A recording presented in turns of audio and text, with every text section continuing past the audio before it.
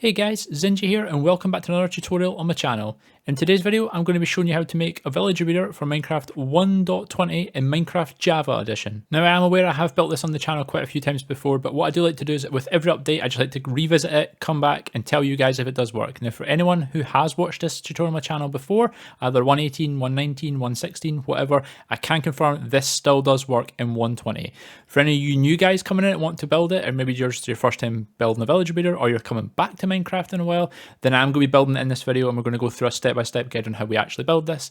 A couple of things as well, I'm also going to show you how to get the villagers into the breeder as well as the villagers out of the breeder, because that's quite key, and we're also going to be showing you how to feed them so we can get more villagers. Now a list of materials to build the breeder will be down in the description of the video, and if you are new to the channel and you do find this video helpful, by all means please hit the subscribe button, that really helps me out. Also I'm going to have a lot more tutorials coming to the channel as well, you never know, there might be one that you'll find that you need that I'll have.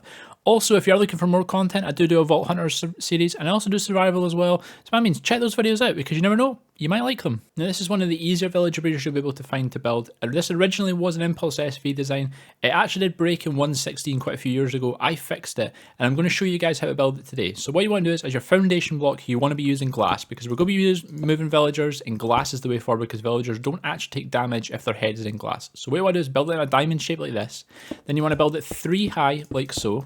Just like that. And now it doesn't have to be 3 high, but for the purposes of this, build it 3 high. But you can make it as tall as you want. But if you do, always remember to put a water source down the bottom there, because if your villagers get born, they're going to die. Yeah. What we want to do next is take a slab, pop a slab off each of the top parts of glass. Then we'll take our fence. Now with the fence, it is key, you must place the fence off the slab. Now I get a lot of comments in my videos about that's not working. This is usually what will break it. So please place the fence off the slab, because that will cause you issues if you place it off the glass.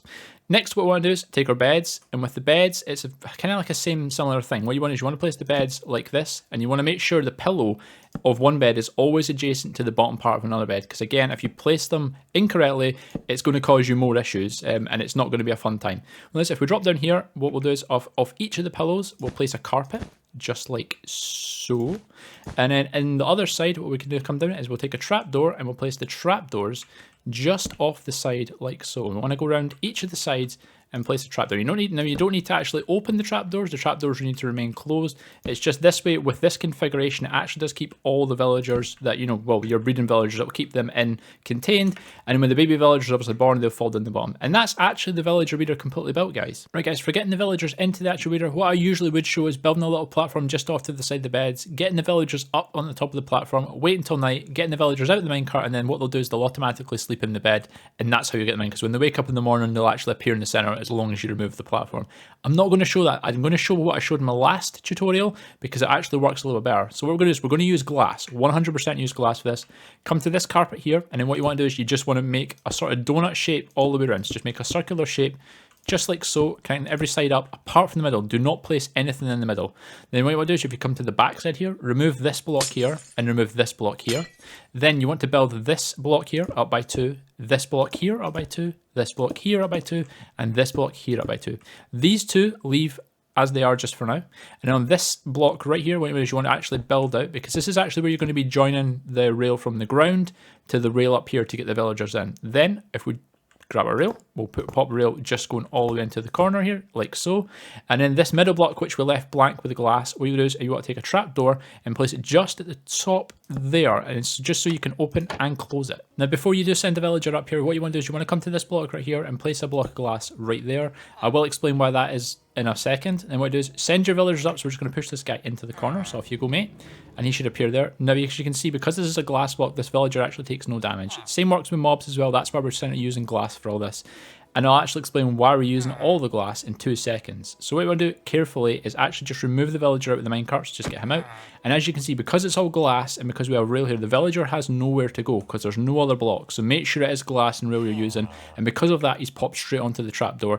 Then all you need to do then is open the trapdoor and drop the villager into the breeder, as you can see there. And that's exactly where you want the villager to be.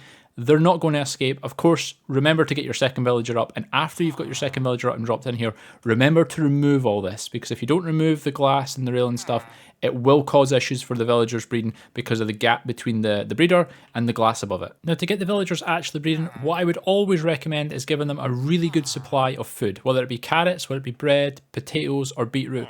Give them a really good supply. I always kind of give them 9 stacks to start off with, and I know people are going to say you don't have to give them 9 stacks. You're 100% right, you do not have to give them 9 stacks. You can give them as many stacks as you want. You can give them 1 stack, 5 stacks, 10 stacks, as many stacks as you wish. Of course, there's a limit to how much they can take, but to get a baby actually to spawn in, it's 12 carrots per villager, so it's only 24 you really need to give them.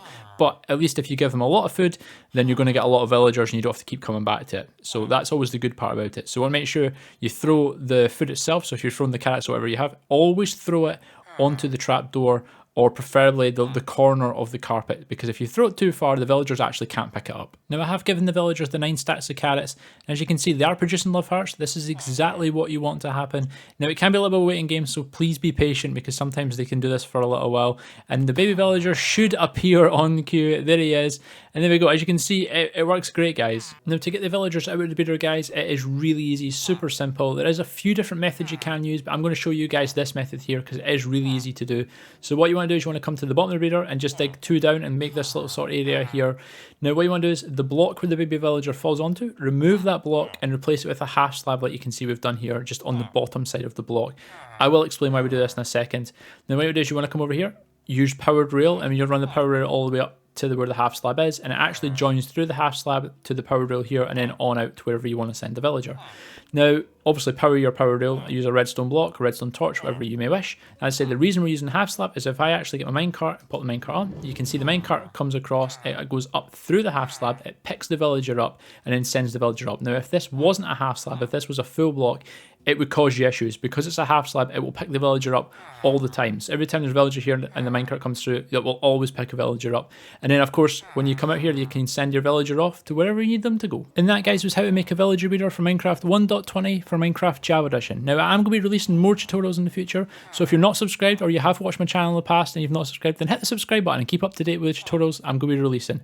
Anyway, guys, that's it from me today, and I'll catch you all in the next one. Bye, guys!